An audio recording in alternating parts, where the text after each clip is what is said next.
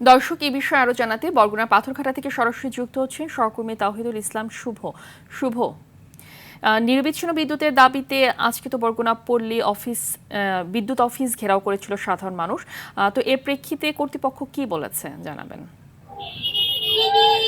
জি, আমি যে পাথরঘাটা বরগুনা জেলাতেই কিন্তু যে ভয়াবহ অবস্থা, যে বিদ্যুতের যে ঘন্টায় ঘন্টায় লোডশেডিং, যেমন গ্রাম পর্যায়ে কিন্তু আমরা দেখেছি গ্রাম পর্যায়ে কিন্তু যে বিদ্যুৎ একদম পাচ্ছি না এরকমটাই কিন্তু হচ্ছে যে 1 ঘন্টা, যে 3 ঘন্টা পরে কিন্তু 20 মিনিট করে বিদ্যুৎ পাচ্ছে, যার ফলে কিন্তু যে জনজীবন একদম বৃদ্ধি হচ্ছে এবং ব্যবসা বাণিজ্য কিন্তু পঙ্গু হয়ে গেছে। এবং যে পাথরঘাটা উপজেলাতে কিন্তু আমরা, যেমন আমি এখন রয়েছি পাথরঘাটা উপজেলায় কিন্তু যে গত 1 সপ্তাহ ধরে কিন্তু ভয়াবহ লোডশেডিং চলতেছে এবং এই লোডশেডিং এর কারণে কিন্তু যে সাধারণ মানুষের জনজীবন কিন্তু যে দুর্ভোগে পড়েছে এবং শিক্ষার্থীদের লেখাপড়া কিন্তু ব্যাঘাত ঘটছে। এবং অন্যদিকে কিন্তু যে আমরা যে আজকে দেখেছি বরগুনা জেলায় কিন্তু বিদ্যুৎ অফিস ঘেরাও করেছিল যে সাধারণ মানুষরা, যে বিদ্যুতের যে ঘন্টায় লোডশেডিং এক পর্যায়ে যে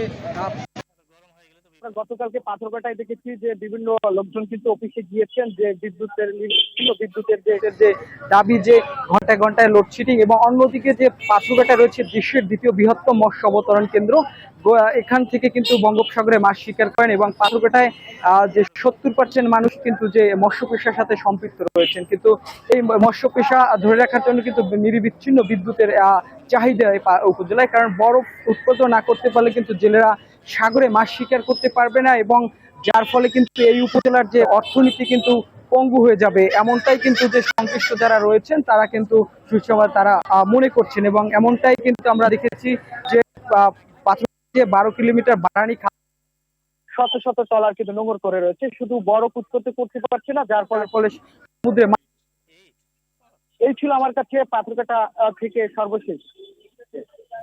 ধন্যবাদ আপনাকে।